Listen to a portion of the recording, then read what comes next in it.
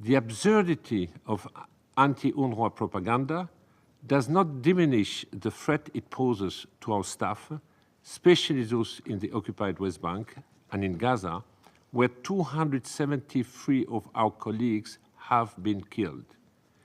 It sets a precedent for governments to accuse a United Nations entity of terrorism as a pretext to clamp down on human rights.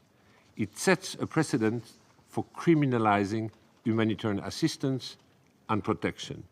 The political attacks on the agency are motivated by the desire to strip Palestinians of their refugee status, thereby unilaterally changing the long-established parameter for a political solution. The objective is to deny Palestinian refugees the right to self-determination and erase their history and identity. But let me be clear. The right of Palestinian refugees to protection and assistance are not derived from UNRWA's mandate. They exist independently of the agency. And if UNRWA ceases to protect and assist Palestinian refugees, their rights will not only remain, but there will be much greater emphasis on the right to return or to be resettled, for which UNRWA has no mandate. In occupied East Jerusalem, the government of Israel has ordered UNRWA to vacate its premises and cease operations by Thursday.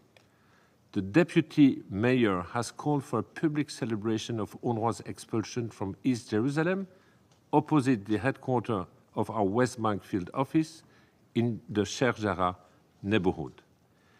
It is on this land that local authorities are planning to build illegal settlements. Full implementation of the Knesset legislation will be disastrous. In Gaza, undermining UNRWA's operation will compromise the international humanitarian response. UNRWA is the largest UN presence in Gaza, with 13,000 personnel and 300 premises.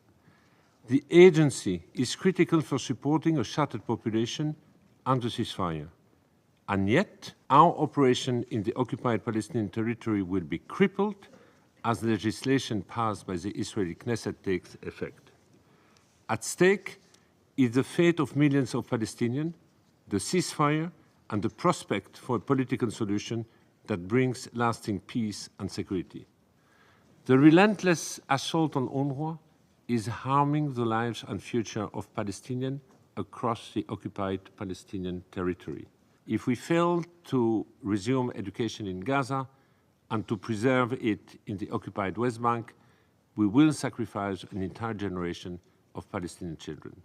I'm seeking your decisive intervention in support of peace and stability in the occupied Palestinian territory and the broader region.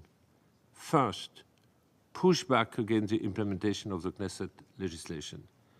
UNRWA's personnel and services are integral to the success of the ceasefire.